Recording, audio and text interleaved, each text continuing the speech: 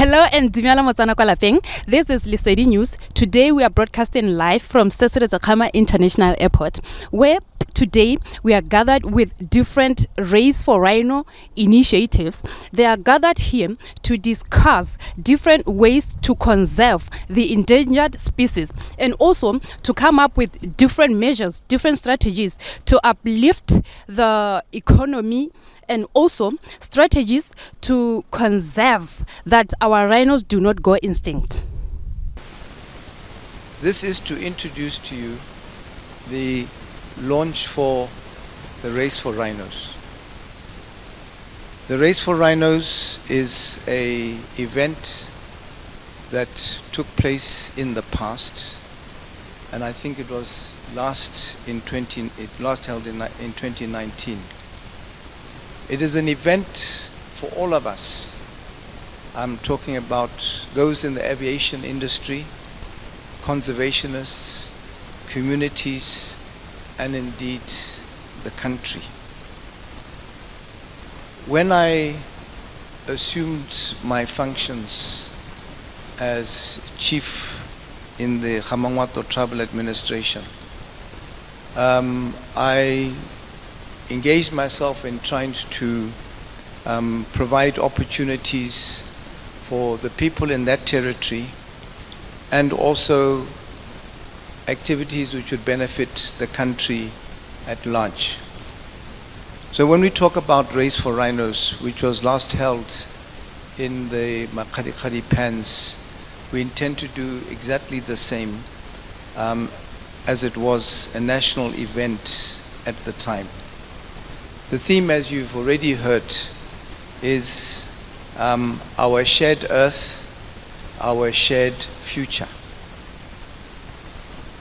So why does Race for Rhinos and why does it matter now? It matters now because we are in a race to save rhinos. During my time in office, we embarked upon quite a significant relocation program of rhinos from mostly South Africa, a few from Zimbabwe, and wanting to see them again in the wild. Because prior to that, they were limited to or restricted to protected game sanctuaries, like the Khama Rhino Sanctuary. Then, in the recent years, there was an outbreak of poaching, very serious poaching, which wiped out a good number of those rhinos in the wild. So when I say we are in a race to save the rhinos, that's what this initiative intends to do. It is a race against poaching, it's against habitat loss and fragmentation, and of course the slow erosion of biodiversity. Race for Rhinos evolved at the time into a uniquely Botswana fusion of aviation excellence on the Makgadikgadi Pans. And as some of you may know, I am a pilot and I have a big passion for aviation. And if we can also grow the aviation industry in Botswana, that will be a big plus for us to do. And I think this Race for Rhinos will indeed achieve that, to make more and more people interested when they see the kind of activities that are done at the Race for Rhinos. Because there are displays of aerobatics, there are parachute jumping that takes place, and many other things other than the race itself. The last Race for Rhinos set a world record in that it played host to the biggest number of aircraft that were involved in an aviation event outside of an airport.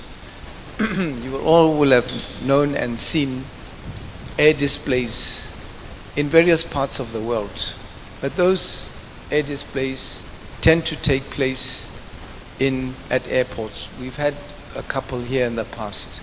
Some of you will know about the Matsieng air show that used to take place. So when you look at what happened at the last race of rhinos, we had upwards of 70 aircraft which were performing at the time.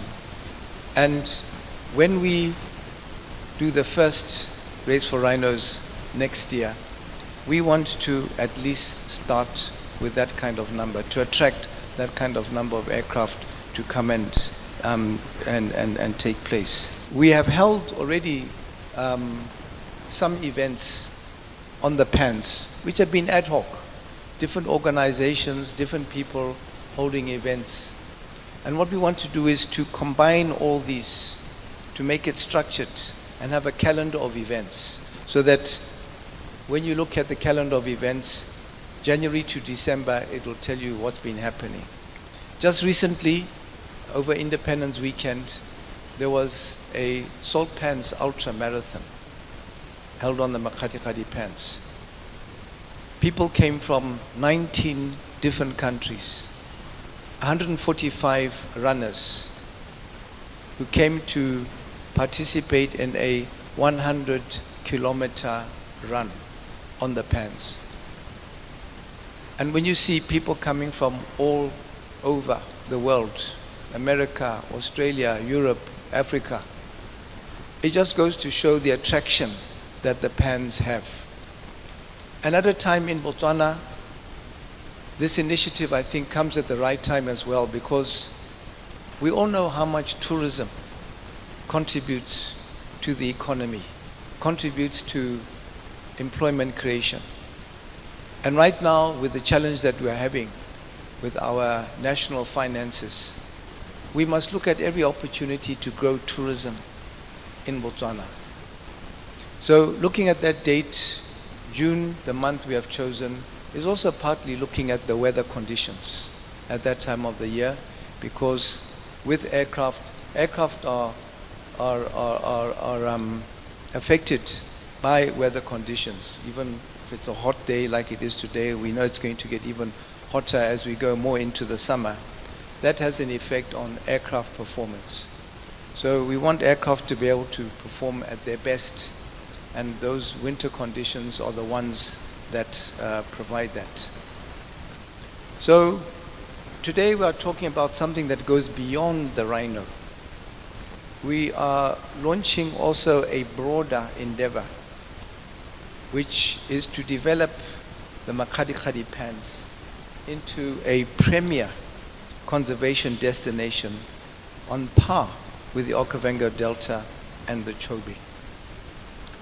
In doing so, we are going to map out the Makgadikgadi Pans by road, where we are going to drive a route, select a route in and around that huge expanse of land, going out and identifying campsites for tourists, culture stops where they will stop in villages and be subjected to cultural performances, cultural food, going into the game parks which are around that area as well, visiting heritage sites in and around the Makgadikgadi Pans, and then also holding events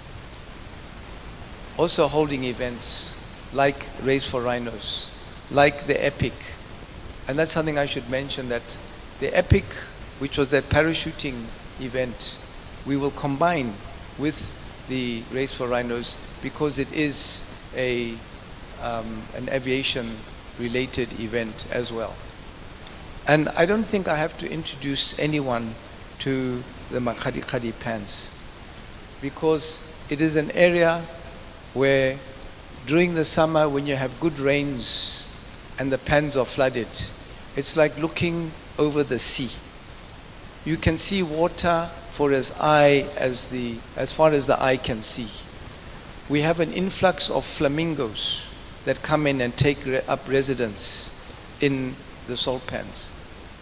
It plays host to one of the biggest migrations of wildebeest and zebra on the African continent.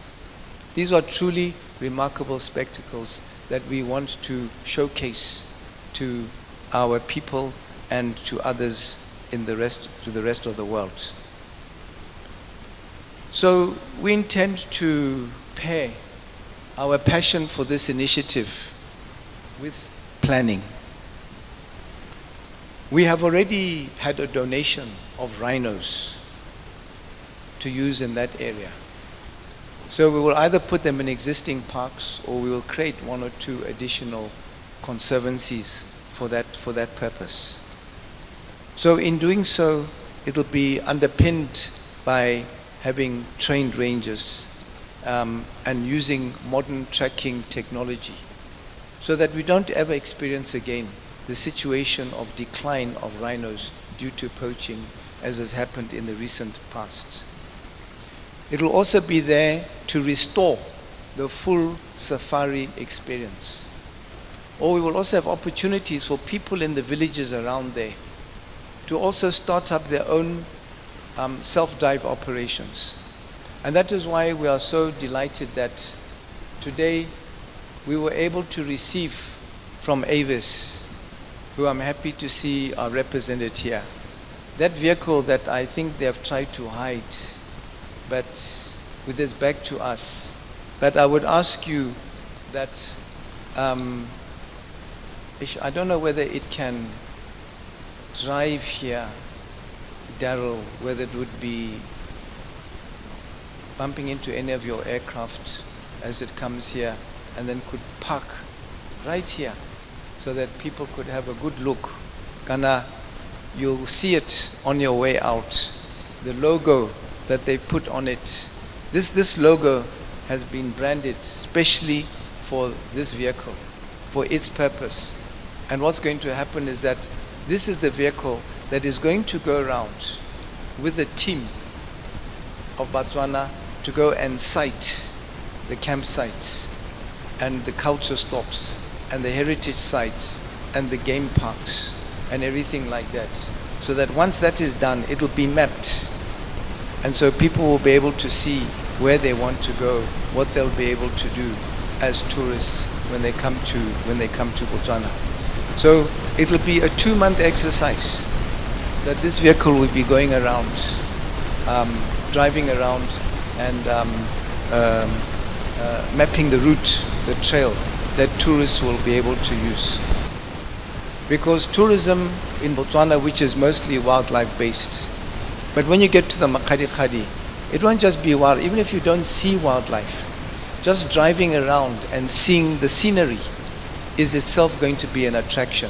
And that route is going to be so special that where it takes you, you will even just be satisfied seeing the landscape, even if you don't see animals. This is being done very much in coordination with government, because the Makgadikgadi pans are in Botswana. They're not just in our tribal territory, they're in Botswana.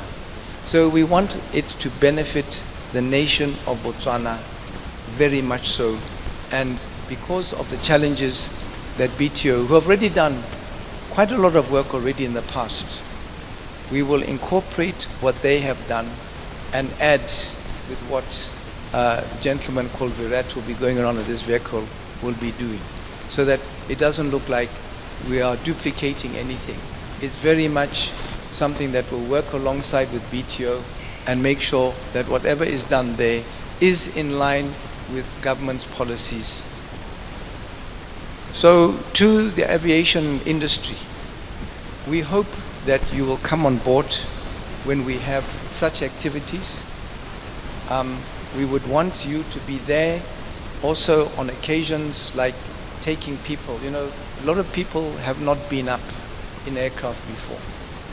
So we'd like not only just to display, show you what aircraft are capable of doing, but even to go in and take a ride in aircraft for people to feel that people from the communities around there or anyone else.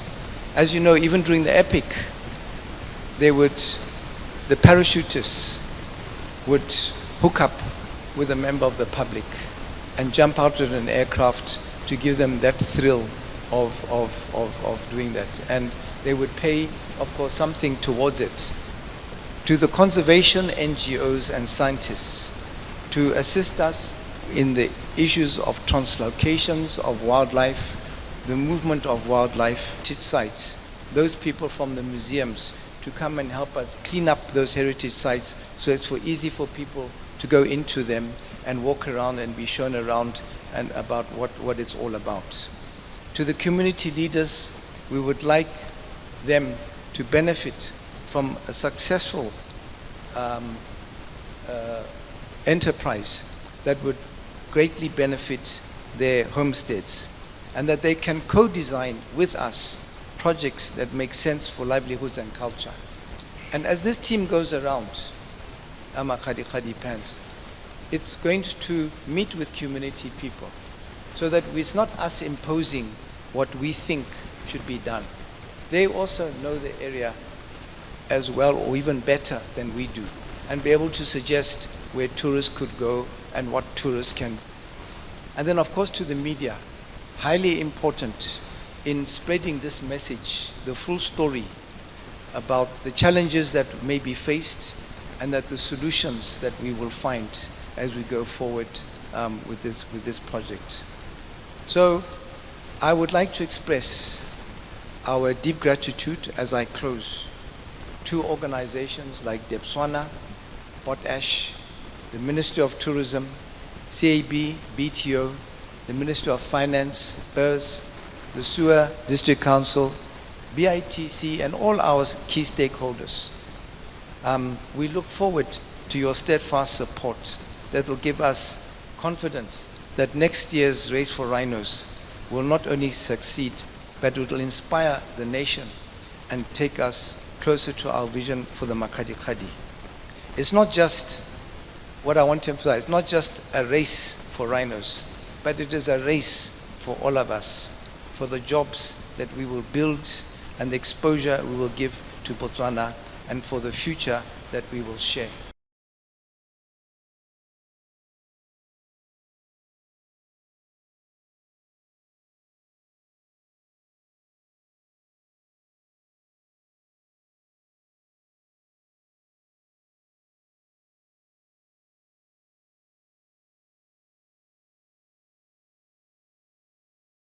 Hi, my name is Captain Daryl Ellison.